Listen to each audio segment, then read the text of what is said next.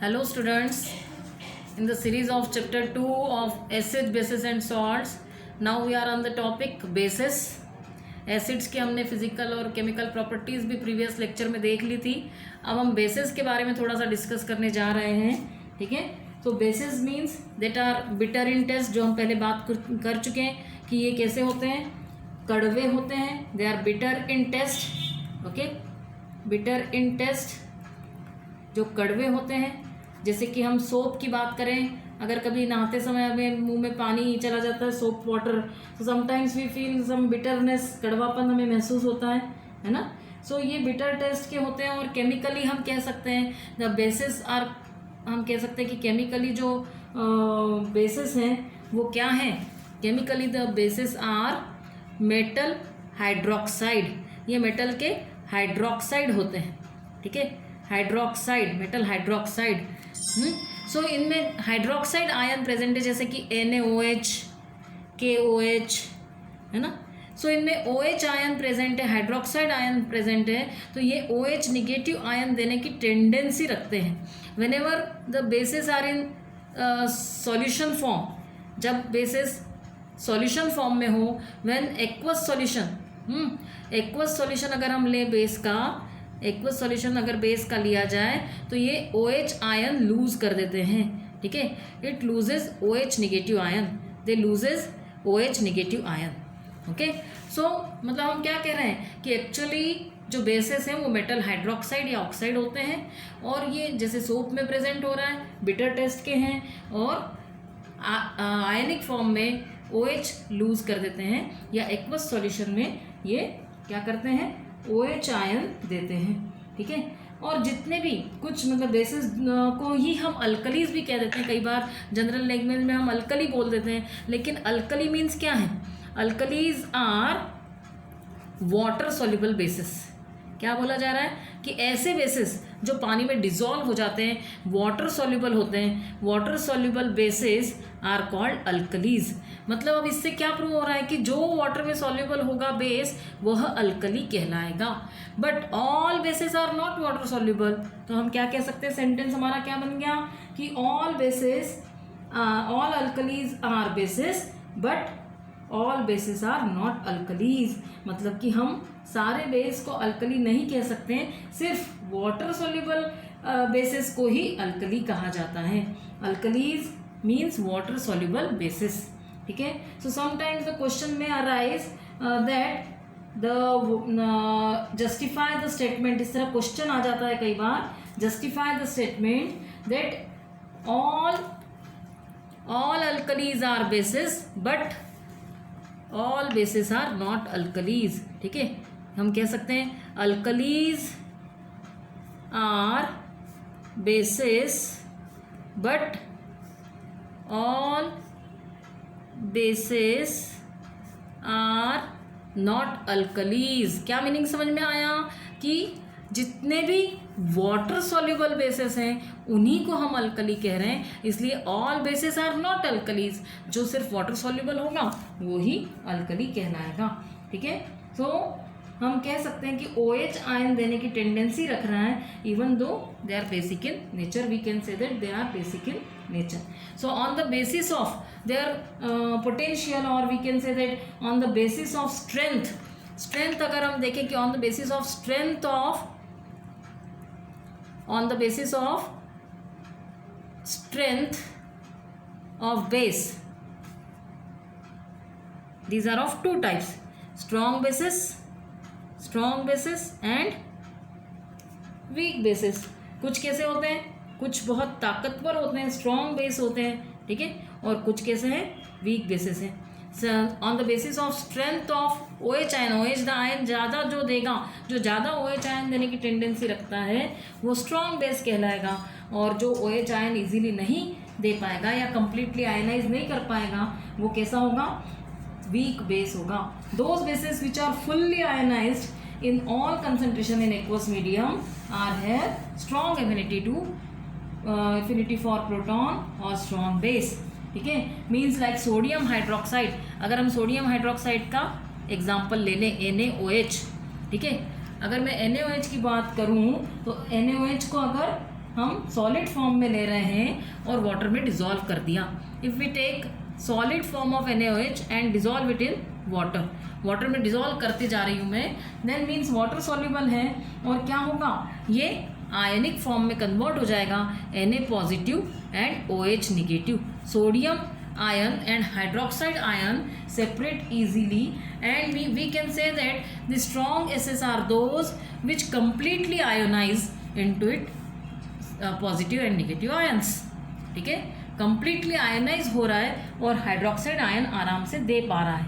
ठीक है, like KOH also when dissolve in water, solid KOH when dissolve in water, पानी में अगर डाल दिया जाए तो K पॉजिटिव आयन और OH पॉजिटिव आयन दे देगा, OH नेगेटिव आयन दे देगा, हाइड्रोक्साइड आयन. ठीक है, so these completely dissociate and give the hydroxide ion in solution form. So we can say that these are strong base. ये कैसे हैं, ये strong base हैं. ठीक है, ये strong base हैं. और ऐसे हाइड्रोक्साइड आयन, ऐसे बेसिस जो क्या कर रहे हैं, दोज बेसिस, अब वीक कौन है, जो इजीली OH आयन नहीं दे पा रहे हैं. Those bases do not ionise completely, that do not ionise completely, जो कम्प्लीटली आयनाइज नहीं हो पाते, जो कम्प्लीटली ब्रेक होकर आयन्स फॉर्म नहीं कर रहे हैं. ठीक है, that do not ionise completely, जो कम्प्लीटली आयनाइज नहीं हो पा रहे हैं, जैसे कि NH4OH, अमोनियम हाइड्रोक्साइड, है ना. अगर इसमें मैंने वाटर डाला तो क्या बना देगा वो, NH4 पॉजिटिव और OH नेगेटिव आयन फॉर्म कर देगा. NH4 positive and OH negative ion are form. They give very few hydroxide ion, बहुत ही कम हाइड्रोक्साइड आयन फॉर्म हो पाए, और इसलिए ये कैसे होंगे, ये वीक बेसिस होंगे. जैसे MgOH twice magnesium hydroxide, when react with water or dissolve in water, it always give few ions of OH. ठीक है, Mg positive and OH negative ion.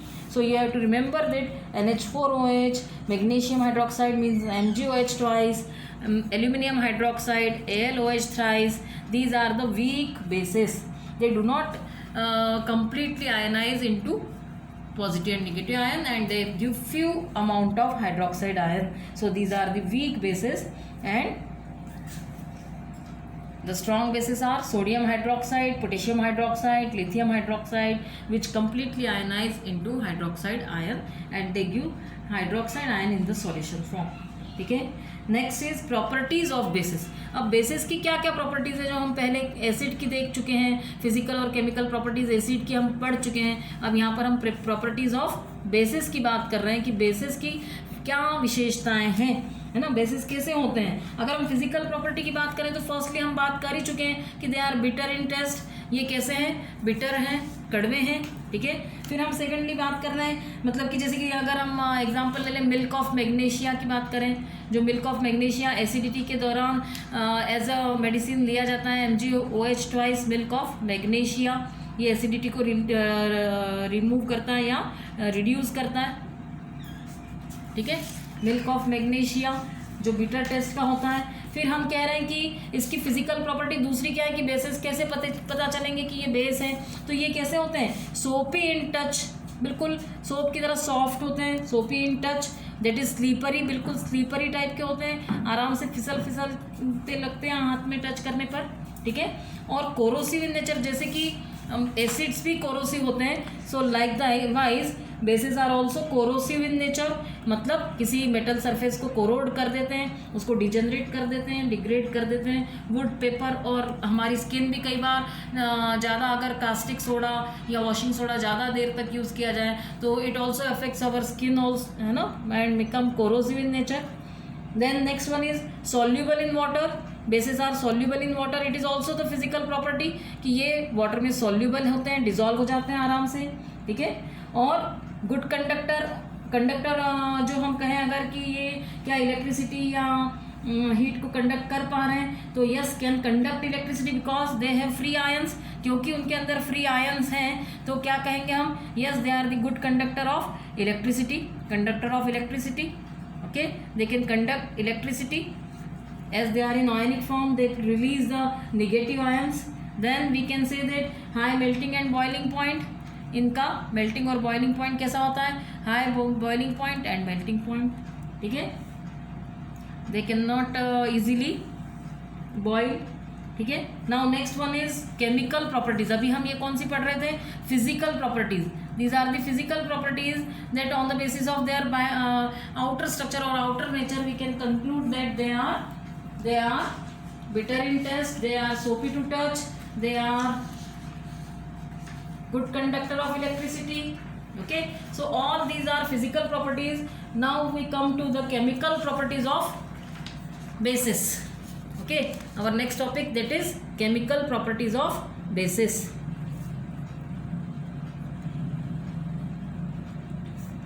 जैसे कि हमने एसिड की केमिकल प्रॉपर्टी पढ़ी, मेटल के साथ रिएक्ट होकर हाइड्रोजन गैस दे देता है और सॉल्ट फॉर्म कर देता है, ठीक है। मेटल ऑक्साइड के साथ भी ये वाटर दे देता है और सॉल्ट फॉर्म कर देता है। एसिड्स की प्रॉपर्टीज़ हम केमिकल प्रॉपर्टीज़ पढ़ चुके हैं, उसी तरह यहाँ हम अब बेसिस की केमिकल प्रॉपर्टी पढ़ने जा रहे हैं, ठीक है।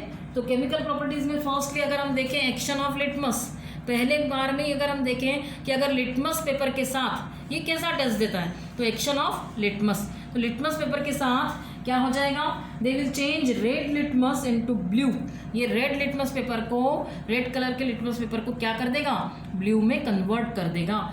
RBB बेस के प्रेजेंस में, अगर बेस में, तो RBB के थ्रू याद कर सकते हैं आप, red litmus convert to blue in base, RBB, okay. Next one, अगर हम रिएक्शन इंडिकेटर्स की करवाएं तो हर तरह के इंडिकेटर अलग अलग तरह से रिएक्ट करेंगे। जैसे कि फिनोफ्थेलिन अगर बेस में हो तो फिनोफ्थेलिन इंडिकेटर जो केमिकल है, या हम बोलते हैं सिंथेटिक इंडिकेटर है, जो फिनोफ्थेलिन है, ये क्या कर देगा, ये पिंक कलर में कन्वर्ट हो जाएगा। Phenolphthalein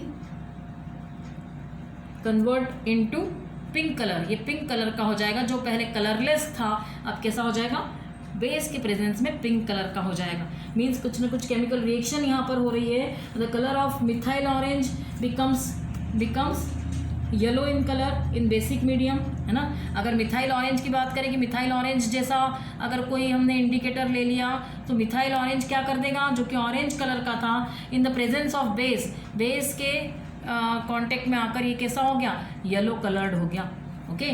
so change in colour will be visible in case of basis. हमको यहाँ पर इंडिकेटर्स के कलर में चेंज आता हुआ दिखाई दे रहा है। कुछ ही केमिकल रिएक्शंस हमको यहाँ पर देखने को मिलती है मेटल्स के साथ। अगर हम reaction of base with metal देखें, रिएक्शन विथ मेटल्स, तो जिस तरह हम कह रहे हैं एसिड की रिएक्शंस हमने बहुत सारे प्रॉपर्टीज पढ़ी, bases do not show that much of variations. In bases we can say that reaction with metal, अगर हम कहें जो स्ट्रॉन्ग अल्कलीज होते हैं वो कुछ ही मेटल के साथ रिएक्ट कर पाते हैं और सॉल्ट और हाइड्रोजन गैस रिलीज कर पाते हैं। जैसे कि हम Zn की बात करें, जिंक सॉलिड फॉर्म में मेटल है हमारा और इसमें मैंने NaOH डाल दिया, ठीक है, जो कि एक्वस सॉल्यूशन के फॉर्म में था। NaOH जब हम इसमें मिक्स करते हैं then it form a somewhat different product that is sodium zincate, Na2ZnO2। ये सोडियम जिंकेट फॉर्म कर देता है एक्वस सॉल्यूशन में और हाइड्रोजन गैस रिलीज कर देता है। It releases hydrogen gas, means when base react with metal they form a compound called sodium zincate, complex compound form कर रहा है। उसी तरह ये एल्यूमिनियम के साथ भी क्या कर रहा है, इस तरह का जिंकेट एल्यूमिनेट प्रोड्यूस कर देगा when ever react with NaOH in aqueous form, ठीक है। या हम कह सकते हैं H2O भी डाल दिया, थोड़ा पानी डाल दिया इसमें, एक्वस सॉल्यूशन के फॉर्म में हमने तीनों को एक रिएक्ट करवाया। We observe that it form Na2AlO2, ठीक है। What is it, aluminium sodium aluminate.